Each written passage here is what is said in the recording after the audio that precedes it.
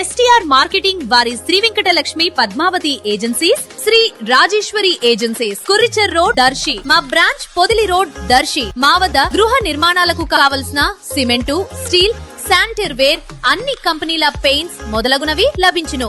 మరియు suite room సదుపాయం కలదు. Proprietor Sani Kommu Tirupati Reddy. STR marketing chairman. Cell 9959336938.